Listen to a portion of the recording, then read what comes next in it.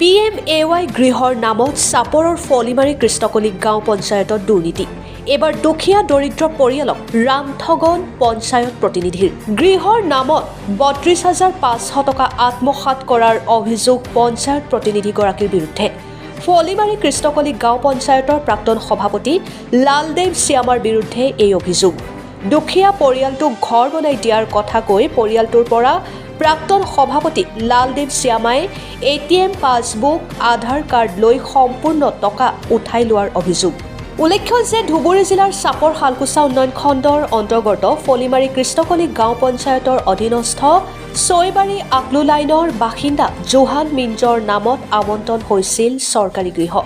কিন্তু চৰকাৰী গৃহটো নিৰ্মাণৰ বাবে পৰিয়ালৰ মুৰব্বী জোহান মিঞ্জৰ বেংক একাউণ্টত প্ৰথম কিস্তিৰ ৩২,৫০০ টকা সোমায়। কিন্তু প্ৰাক্তন সভাপতি লালদেৱ শ্যামাই টকাৰ লোভ সহিব নোৱাৰি পৰিয়ালৰ পৰা গৃহটো নিৰ্মাণ কৰি দিয়াৰ বাবে সকলো নথি পত্ৰ লৈ পৰিয়ালটোক অন্ধকাৰত ৰাখি সকলো টকা উঠাই আত্মসাৎ কৰাৰ অভিযোগ।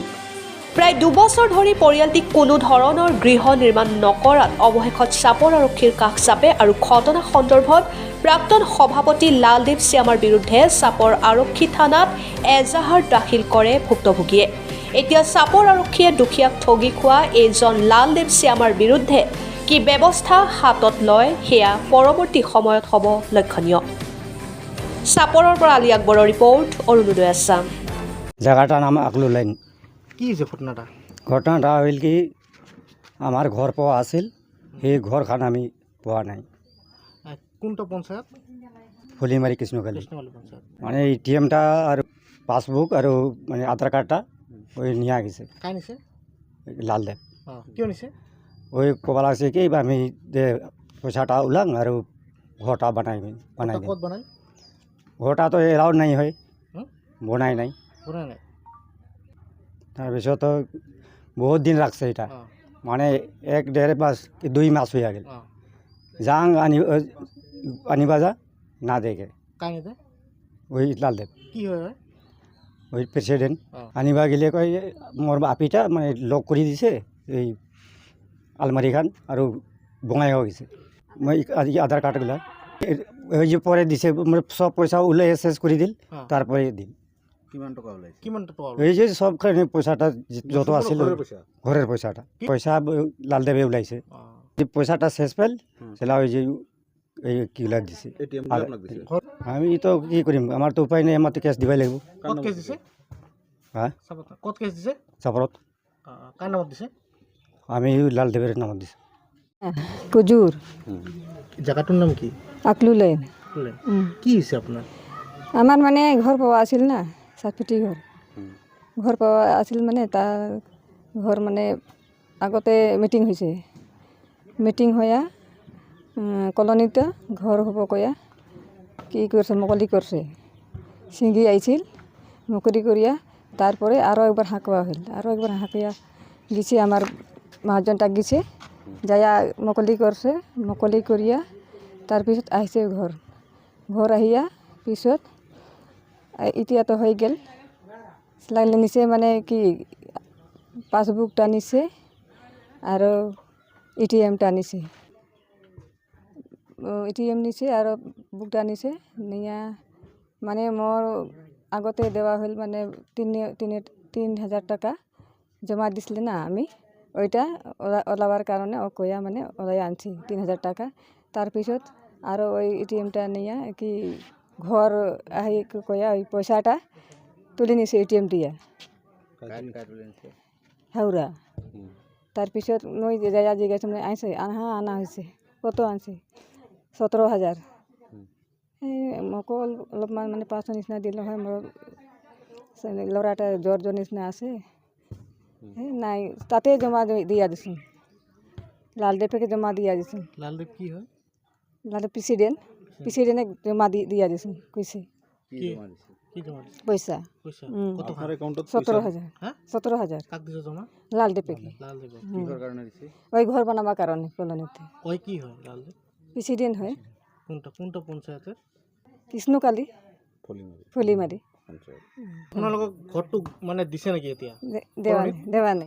আজি আমি এক সপ্তাহৰ আগতে যিটো জোহান মিঞ্চ আছে মই আমাৰ ওচৰত গৈছিল মানে আশা ওচৰত গৈছিল আৰু তেওঁলোকে কৈ আছে যে আমাৰ ঘৰ বহুত দিন পোৱা আছিলে যোৱা বছৰত আৰু তাৰ নামত মানে তেওঁলোকে তাত ফটো উঠি আহিছে ক'ত? এইটো মাংতালেন বুলি কয় তাত সিফালে মানে এটা কলনি হ'ব মানে চৰকাৰী যিটো চৰকাৰী ঘৰৰ তো তাত মানে জেগাটো দেখাই পেলাই তাত ফটো উঠাইছে তাৰপিছত ফটো উঠাই পেলাই পিছত পইচাবিলাক ঢুকিছে বোলে তাৰপিছত ঢুকাৰ পিছত তেওঁলোকে যে বেংক একাউণ্ট ATM আৰু যিমান আধাৰ কাৰ্ডবিলাক আছে তেওঁলোকে মানে লৈ গৈছে কোনে লৈ গৈছে?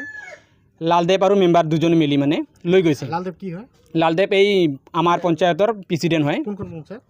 ফলিমাৰী কৃষ্ণকালী গাঁও পঞ্চায়তৰ তাৰপিছত তো তেওঁলোকে লৈ গৈছে যে আমি ঘৰখন বনাই দিম তাতে তো তেওঁলোকে তহঁতে চিন্তা কৰিব নালাগে বুলি কৈছে তাৰপিছত বহুদিন পাছত এবছৰ পাৰ হৈ গ'ল তাৰপিছত তেওঁলোকে আহি কৈ আছে যে তহঁতৰ ঘৰটো মানে এতিয়ালৈকে কমপ্লিট হোৱা নাই এনেকুৱা কৈ আছে তো তেওঁলোকে মানে কনফিউজ হৈ গ'ল কিহৰ কাৰণে কমপ্লিট হোৱা নাই আপোনালোকেতো আমাৰ ঘৰ বনাই দিম বুলি ATM বিলাক লৈ গৈছে বেংক একাউণ্টবিলাক লৈ গৈছে আমি কেনেকুৱা বনাম পইচাবিলাক বোলে উঠোৱা মানে এইটো গম পোৱা নাছিল তেওঁলোকে পিছত তেওঁলোকে এই যে এই বছৰতে জানুৱাৰীৰ পিছত মানে বেংক একাউণ্টবিলাক উভতাই দিছে তেওঁলোকৰ হাতত দি দিছে তাৰপিছত তেওঁলোকে গম পালে যে আপডেট কৰাৰ পিছত তেওঁলোকৰ বেংক একাউণ্টত পইচা নাই কিমান পইচা উঠাইছে? যিমান চৰকাৰৰ পৰা যিমান টকা আহিছিল ঘৰৰ টকা যিমান প্ৰথমছে আহিছিল মানে গোটেইখিনি পইচা উঠাই মানে পইচা শেষ হোৱাৰ পিছত মানে বেংক একাউণ্টবিলাক তেওঁলোকৰ হাতত সোমাই দিছে এতিয়া কৈ আছে যে ঘৰটো বনাব লাগে তো তেওঁলোকেতো এতিয়া পইচা লোৱাই নাই বা খোৱাই নাই কেনেকৈ ঘৰখন বনাই দিব তো সেইটোৰ কাৰণে আমাক অভিযোগ মানে দিছে সেইটোৰ কাৰণে আমি তেওঁলোকক মানে সুঝাও দিছোঁ যে আপোনালোকে অতি সোনকালে যাতে থানাত এজাহাৰটো দাখিল কৰে আৰু যাতে অতি শীঘ্ৰে যাতে তেওঁ নিজৰ যিটো ঘৰ প্ৰাপ্য আছে সেইটো যাতে আমাৰ যিটো জিলা উপায়ুক্ত আছে প্লাছ আমাৰ চক্ৰ বিষয়া আছে তেওঁলোকে যাতে এইটো তেওঁলোকৰ হাকটো যাতে এজাহাৰ দিছে আজি কোনে এজাহাৰ দিছে? এইটো যাৰ নামত ঘৰটো আছে জহান মিঞ্চৰ কোনখন থানা এজাহাৰ দিছে? এইটো চাপৰ থানা এতিয়া আপোনালোকে কি বিচাৰে? আমি বিচাৰোঁ যাতে তেওঁলোকৰ যিটো ঘৰ যিটো পাইছে চৰকাৰৰ পৰা সেইটো যাতে তেওঁলোকৰ এৰিয়াতে হয় আমাৰ এতিয়া ক'বলৈ গ'লে যে আমাৰ যিটো আকুললাইন গাঁও আছে ইয়াত বহুতেই ঘৰ পাইছে ছাবচিডিৰ ঘৰ পাইছে কিন্তু তেওঁলোকে ঘৰৰ ওচৰতে ঘৰ বনাইছে কিন্তু এওঁলোকৰ মানে কি হৈছে এওঁলোকক কৈছে যে আমি তহঁতৰ ঘৰটো ইয়াত বনাব নিদিওঁ বা চৰকাৰ বনাব নিদিয়ে ইয়াত আমি তোমালোকৰ ঘৰটো আমি বেলেগ জেগাত বনাই দিম বুলি কৈছে সেইটোৰ কাৰণে মানে বেংক একাউণ্টবিলাক ATM বিলাক গোটেইকেইটা লৈ তেওঁলোকে মানে পইচাবিলাক খাই পেলাই চেঞ্জ কৰি এতিয়া বেংক একাউণ্টবিলাক তেওঁলোকৰ হাতত সোমাই দিছে তো আমি অভিযোগ এইটো থানাত দিছোঁ প্লাছ আমি জিলা উপায়ুক্তৰ পৰা এইটো আশা কৰিছোঁ যাতে তেওঁলোকৰ ঘৰটো যাতে অতি শীঘ্ৰে যাতে তেওঁলোকৰ ঘৰৰ ওচৰত যাতে বনাই দিয়ে সেইটোৱে আমি আশাৰ পৰা আহ্বান জনাইছোঁ।